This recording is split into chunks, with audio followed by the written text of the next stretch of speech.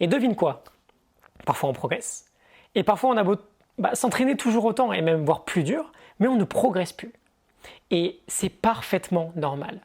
C'est parfaitement normal, ce sont des phases de plateau que nous devons absolument réussir à embrasser, elles font partie du process. Salut à toi, c'est Jenny, je te souhaite la bienvenue dans ce nouvel épisode, un autre excellent livre aujourd'hui. On va parler de Mastery de George Leonard, un livre sur le voyage qui nous mène vers la maîtrise d'un art ou d'une compétence. George Leonard fut entre autres un maître d'aïkido. C'est un livre à mettre dans toutes les mains de celles et ceux qui souhaitent se lancer dans la maîtrise d'une compétence, avec notamment des idées fondamentales. On va en voir 5 aujourd'hui. Tu peux télécharger la Morning Note, la fiche PDF avec le lien en description. Elle fait partie des 50 premières peut-être que j'ai dû faire en 2017. On est parti, 5 idées. La première, quel est ton profil? Amateur, obsessif, hacker. Il nous dit qu'en général, on a 3 types de comportements. On va prendre 3 personnes, A, B, C. La personne A sera celle qui touche à tout, qui progresse très vite au début, mais qui laisse très vite tomber dès que ça devient un peu trop dur. Et c'est un schéma qu'elle va reproduire du coup dans beaucoup de domaines. Elle va devenir plutôt bon dans pas mal de domaines, mais sans jamais réussir à exceller dans un domaine. On va voir la personne B ensuite, qui va être plutôt du style à s'acharner dans sa propre quête, très très gros objectif, très ambitieux, aucune acceptation des phases de stagnation.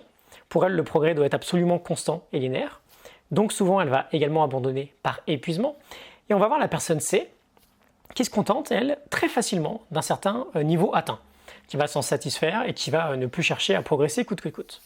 Alors c'est intéressant de se demander dans quelle catégorie on va plus se retrouver. Ça peut nous donner un bon point de départ sur les axes de progression qu'on pourrait avoir lorsqu'on se lancera une bonne fois pour toutes vers la maîtrise d'un domaine, car aucun des 3 profils ne match avec cette maîtrise que l'on voudrait atteindre à long terme. Le premier que je t'ai décrit, c'est l'amateur, le second, c'est l'obsessif, le troisième, c'est le hacker. Où est-ce que tu te situes? Chez qui tu vas le plus te retrouver? Intéressant de se poser cette question-là. Première idée. Idée numéro 2, maîtrise n'est pas synonyme de perfection. Il nous dit, j'ouvre les guillemets, maîtrise n'est pas synonyme de perfection, c'est un processus, un voyage. Le maître est celui qui reste sur son chemin jour après jour, année après année. C'est celui qui est capable d'essayer, d'échouer et de réessayer indéfiniment tout au long de sa vie. Je ferme les guillemets. La maîtrise est une asymptote. On ne l'atteint jamais vraiment. Okay, c'est une forme de voyage héroïque que l'on peut embrasser, que l'on veut embrasser durant toute notre vie. C'est un chemin dont on veut même finalement qu'il n'ait jamais de fin. Il nous dit si le voyageur est chanceux, c'est-à-dire si le chemin est complexe et suffisamment profond, la destination reculera de 2 km pour chaque nouveau kilomètre parcouru. Okay, c'est très intense, très profond. La maîtrise, c'est un objectif que l'on peut avoir, mais qu'on n'atteindra jamais. Et même mieux, on souhaite en fait que la destination s'éloigne de plus en plus au fur et à mesure qu'on avance. On va en parler juste après. Il nous parle de cette fondation indispensable d'aimer l'entraînement. Et il nous dit, j'ouvre les guillemets, pour le dire de la manière la plus simple possible, entraîne-toi avec diligence, mais entraîne-toi surtout pour le plaisir de l'entraînement. Okay, je ferme les guillemets. Idée numéro 3, belle transition, l'amour de l'entraînement, l'amour du plateau. J'ouvre les guillemets, le maître de n'importe quel domaine est avant tout le maître de l'entraînement. Je ferme les guillemets. Donc premier point ici, l'amour de l'entraînement. L'amour parfois de la difficulté de l'entraînement. Lorsqu'on parle de maîtrise, on parle quoi qu'il arrive de pratique délibérée. Okay, d'être sur le pont très très régulièrement avec une très forte intensité. Et devine quoi? Parfois on progresse, et parfois on a beau s'entraîner toujours autant et même voire plus dur, mais on ne progresse plus. Et c'est parfaitement normal. C'est parfaitement normal, ce sont des phases de plateau que nous devons absolument réussir à embrasser, elles font partie du process. Les phases de plateau, les phases de stagnation font partie du process et c'est même finalement la phase la plus critique. Si on reprend nos 3 personnages du début, c'est la phase à chaque fois où on va laisser tomber. L'auteur, par exemple, il va voir qu'il progresse vite, donc il continue, et au premier plateau, il s'arrête, parce que ça n'intéresse pas de stagner trop longtemps. Lui, ce qu'il veut, c'est juste progresser. L'obsessif pense que le plateau ne devrait même pas exister, donc il se frustre et il laisse tomber. Et le hacker, il s'en fiche complètement. Il est satisfait d'être sur un plateau, il va chercher des petits hacks, des petites astuces pour progresser, il n'y aura rien de très sérieux. Okay, la courbe de la maîtrise est très intéressante. On a une vraie phase de progression, petite phase de régression, et on va stagner. On va stagner pendant longtemps. Et ensuite, nouvelle phase de progression, petite phase de régression, on atteint un petit pic et on stagne, etc., etc. On fait vraiment ce schéma-là, mais on veut comprendre du coup que ces plateaux, à la fois sont inévitables, mais surtout à la fois sont représente la phase la plus importante. La plupart du temps, dans notre progression vers la maîtrise, on est sur un plateau, on est sur une forme de stagnation. Et c'est parfaitement normal, donc on apprend à aimer cette période. On veut en avoir conscience, on veut réussir à l'apprécier. Okay, avoir des périodes de stagnation, et je me répète, et c'est fait exprès, c'est normal. Ça fait partie du process. Dès lors qu'on est focus sur l'entraînement, dès lors qu'on est sérieux dans sa pratique délibérée, on finira par progresser. Okay, idée numéro 4, 5 étapes pour lutter contre l'homéostasie. Alors l'homéostasie, on peut la définir comme étant la capacité d'un système à maintenir l'équilibre de son milieu intérieur, quelles que soient les circonstances, les contraintes extérieures. Dans notre cadre de la maîtrise, dans ce qui nous intéresse, l'homéostasie, on veut la combattre. Pourquoi ? Parce que quand on va progresser, on va toujours tendre vers le fait de revenir à notre état initial. Alors, comme une force, l'homéostasie, comme une force de la nature, qui va nous faire revenir à la base, comme une forme de résistance au progrès en fait.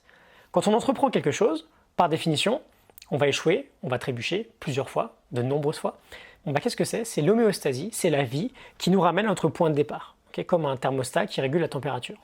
Et George Lennard nous partage 5 étapes pour lutter contre cette homéostasie. La première, c'est évidemment, et on commence toujours par là, de prendre conscience de ce phénomène.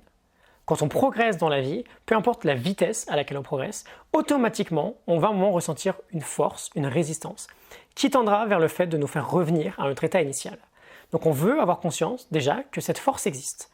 On veut avoir conscience que les difficultés existent, que les phases de plateau, de stagnation existent, pour les voir venir. Quand on a conscience du phénomène, c'est beaucoup plus intéressant la façon qu'on a de pouvoir réagir à ce phénomène. La deuxième étape, c'est d'entrer en phase de négociation avec cette résistance.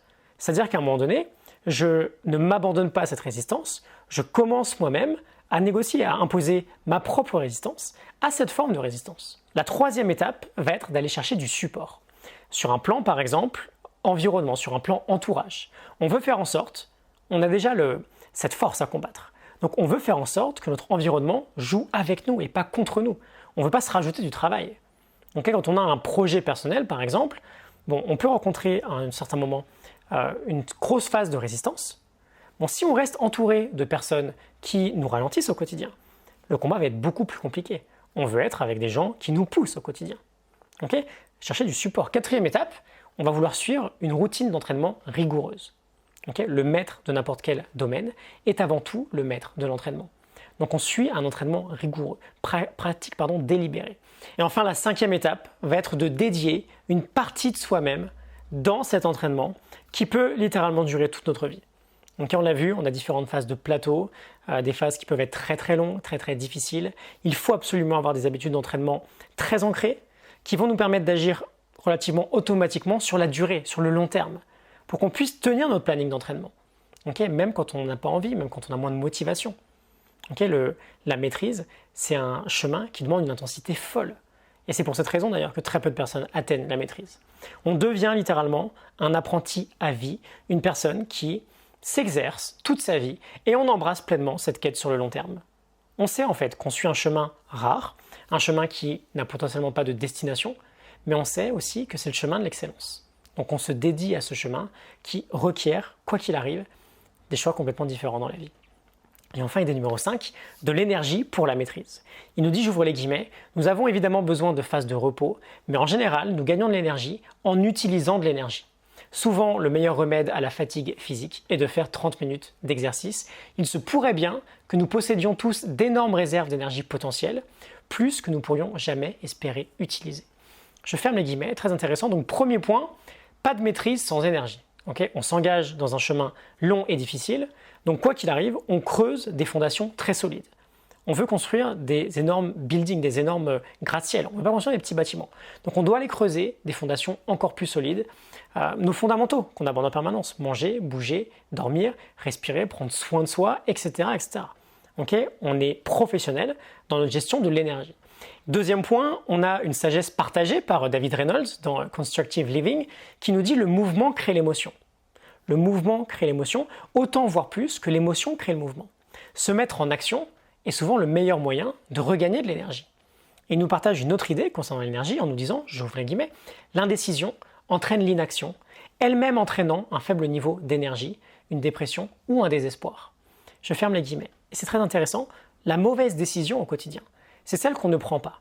Et parfois, et ça peut paraître très contre-intuitif, mais on s'épuise complètement en choisissant de ne pas décider.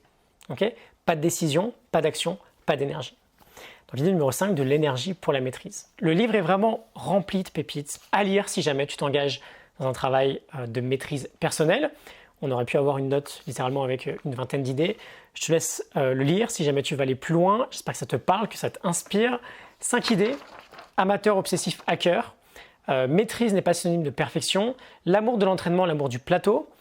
Idée numéro 4, 5 étapes pour lutter contre l'homéostasie et l'énergie à la base de toute maîtrise personnelle. Je te souhaite une excellente journée. Je te retrouve très bientôt pour un nouvel épisode. Excellente journée à toi. À très vite. Salut.